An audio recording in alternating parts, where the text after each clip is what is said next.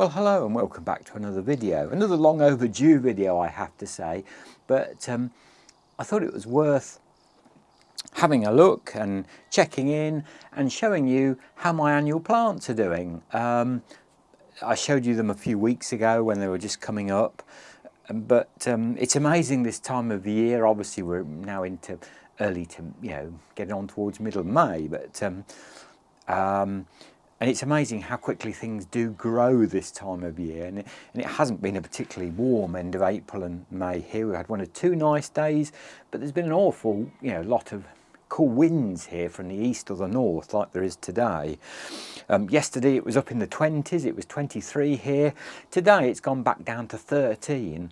So very difficult to regulate temperatures. I like to, on warmer days now, plants like this I've got, these are these are antirrhinums, and these are some French marigolds. I'd normally start standing them outside, getting them hardened off in the daytime. They'd just come back in the greenhouse in the evening time and overnight period.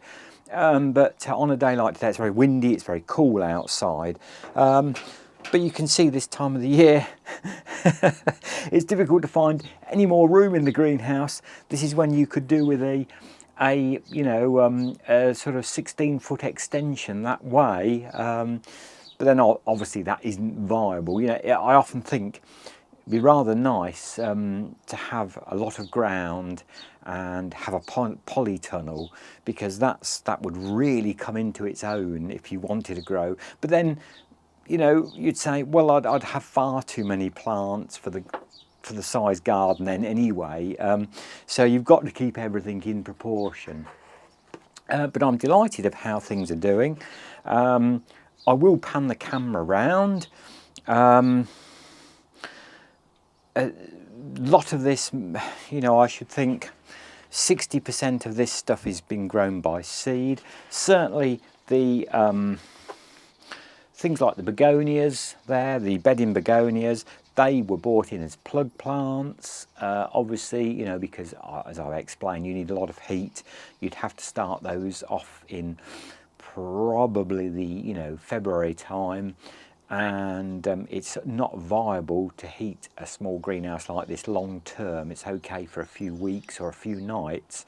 So yeah, I've bought a few things in like that, and they're quite if you can buy the plug plants, and then you've got somewhere like a greenhouse, they are quite a very competitive way to buy bedding plants. That is, prick them out into trays or pots yourself and grow them on. Likewise, I've got some geraniums. The geraniums I wasn't too happy with. They were very knocked about when they came. This is an issue I'm finding of how plants and these plug plants, are getting delivered by various firms, but I think they're going to recover and they'll grow on okay. And that raises the whole issue, that if you do have you buy some plants online and you're not entirely happy with them, I would always go back to the company and complain. Probably even I'll get it out in a minute. Even if you buy plants from a company, before you go and buy them, have a look at their reviews on Trustpilot, and that gives you a good indication of what sort of reviews they're getting, and what if people are happy or satisfied with the plants they're sending out. And if they've got bad reviews, well, just go find another firm. I've used this firm before, and I have noticed their standards have dropped drastically. They did send me, I thought it would be nice to have some new dahlia stock this year, so I did buy it was a collection of the Bishop dark leaf dahlias, and well, I think I've still got some footage, because I got involved in doing other things and I never got the video finished. But I'll put some video footage in at this point of how these pathetic dahlia tubers were sent to me, and I was appalled that this company sent, there was not in this collection, there was 9 Bishop Llandaff, the red with the bronze foliage dahlias, and the whole 9 tubers were just rotten. And you know, it's no good having good tubers, it's the crown where the shoots come from. If you've got no solid, firm, living crown, however good tubers you've got, the dahlia will not grow. The crown is totally rotten and hollow, there is no tubers on it. Another one, the crown, where it's okay having some tubers there, but it's the crown where the new shoots will come from, and the crown is totally rotten again on that one, and like that one. So I wasn't very happy with that. I have to say, in fairness to the firm, I complained, and they kindly sent me another collection, and they did seem a lot better. So it's always worth, as I say, and if you're not happy, put a bad review on Trustpilot. It certainly does wake a lot of these firms up, and you'll more likely get a response if you're having trouble getting a response from the firm. You know, it does wake these firms up, and they do look at these reviews that people put on Trustpilot, and as long as it's fair and honest, I find, you know, and how you've been treated. So I'm awash with plants. I'm going to try and get out of here. That is one of the replacement Bishop dahlias. Obviously you can see it's getting close to the point really where I'd like to set that out now, or at least on good days harden it off outside. Hopefully, I think the end of the week it is coming a little bit milder again. So as you can see, and these are quite interesting. This is the first time I've grown these. These are dahlias from seed, and there again, these are the darker leaf dahlias, and these are called the Bishop's Children.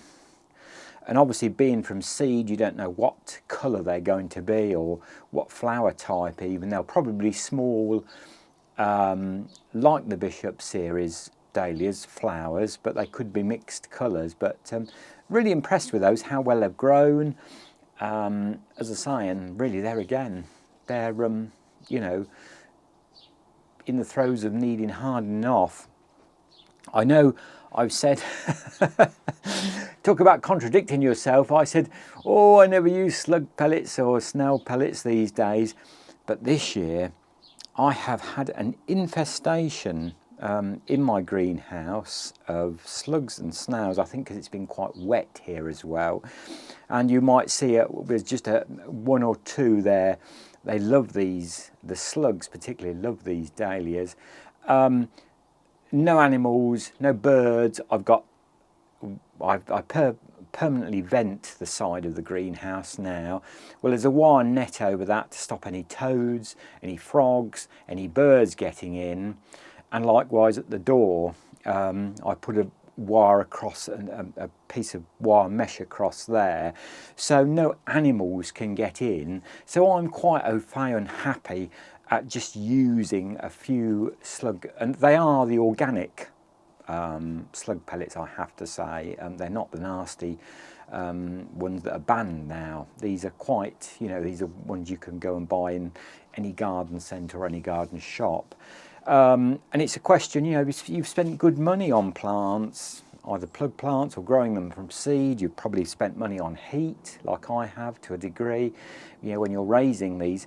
So, you know, it's the last thing you want is to come in and find, and if, like this one you see, half stripped bare by a ravishing slug or snail. And I still, look, there it is. There's the critter. If I'm, now look at that, you see. If you can see that, that's what I was trying to find the other day, and I couldn't find it, but it's on the bottom of the pot now, so I can remove that and even take the slug pellets off there. But yeah, as I say, I'm not a fan of using slug pellets in the garden. I think there's been far too many of, particularly the songbirds, that have succumbed to eating snails and slugs that have been poisoned. But I'm quite happy in the enclosed greenhouse. When you've spent good money trying to raise plants, I will very occasionally, like this year. I mean, the last 2 years it's been so dry, I haven't had an issue. But this year, obviously, I think, you know, with it being wet and damp and cooler, it's been ideal weather for slugs and snails to get into the greenhouse. So there again, if you do find, you know, plants like I've just showed that dahlia, it does get eaten by slugs, you'll be amazed how quickly they will recover, and they'll send new shoots out the bottom. So it's not the end of the world. But I have bought in this year a few fuchsias as well, which there again, these were very, very small plug plants, because that's the cheapest. And I find the best way they come without too much damage. The bigger the plant, when it's coming via some sort of courier service, the bigger the plant, the more damage it can sustain. So that's, you know, with the greenhouse, obviously that's why I like to buy the smaller plug plants and then grow them on. But this side is virtually all stuff that I've grown myself from seed. You can see I've got some more lobelia there, looking like cress that needs picking out. And look at that. That's that Nicotiana over there. And I have pricked some trays out of that, and I might, you know, do a few more. And as I say, you know, quite a greenhouse full. And as you can see, there's the dahlias that I was saying about, and these are some of the petunias I've grown down here, which I'm trying. I used to use these a lot years and years ago. I got, you know, it was so tiresome washing flower pots and cleaning flower pots. So I thought, why not? I'm trying some of these fibre pots again. I do like these. You know, you can put one plant in there and grow it on, and then you just set the whole thing in the soil or in the tub. And, you know, the roots come through, and the fibre pot, you know, deteriorates and disintegrates over the summer period. The one thing I do find with these, if your garden is dry and quite sandy, sometimes the pot doesn't disintegrate very good. But it looks like these are going to, because if I show you, I've got some more bedding dahlias on the and look at that. You see, that's the beauty of these. You know, I can just dig a hole when I'm ready, and obviously when the danger of any frost is past, or we hope it has, you can just set the whole lot and give it a good watering, and off it'll go, and it's got a good start. You're not disturbing it. If it's in a seed tray and you have to split it up. So I've really been quite pleased with those, and they were quite cheap. I bought them on one of the auction sites. I'm sure you know which one I mean, and they were very competitively priced.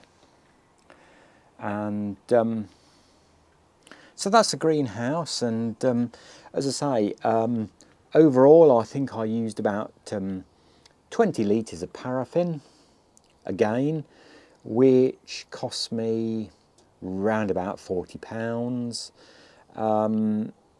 I haven't added up, you know, what all the total of the seeds I bought, but I will this year. I will later on. I will add it all up of what I've spent and how much all this stuff has cost to grow, just, you know, as an indication of if you had to, say, go to a garden centre and buy all this, which, you know, some of the dahlias I bought in new, and some of them I've had, you know, from previous years that I've saved and dried over the winter and kept in a box in the garage, and I think those are more this side down here.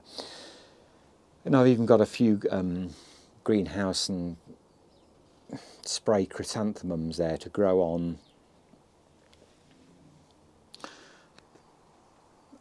So anyway, that's the greenhouse, and I do hope you'll come back and have a look as you know, stuff progresses on. In just a few short weeks now, I shall, you know, be thinking about certainly planting some tubs up now. My spring and winter tubs are about finished. The pansies are still doing quite well, but the polyanthus and pansies are really coming towards the end now. And obviously then that's time to start thinking about getting some of this stuff in the garden and in the tubs. So as always, a huge thank you for watching these videos, and thank you for your lovely comments, and to all the new subscribers. I know the videos have been somewhat more thinner on the ground this spring. I have been trying to deal with another side of life and dispose of some things that you know, I don't require anymore, and obviously that has taken a lot of my time up. And so sort of videos have been, you know, kind of put rather secondary. This is, as I've said, this is just a hobby to me. I just enjoy doing it and sharing, particularly about gardening and one or two other things that I do on YouTube as well. So hopefully as the summer progresses, the videos will increase again, I hope, and we'll be going out and about and doing one or two different things as well on this channel, hopefully. But thank you to the new subscribers, and thank you for watching. And as I always say, wherever you are in the world, good gardening, and my best wishes, and I'll catch up with you with another update very soon. Until that point in time, bye for now.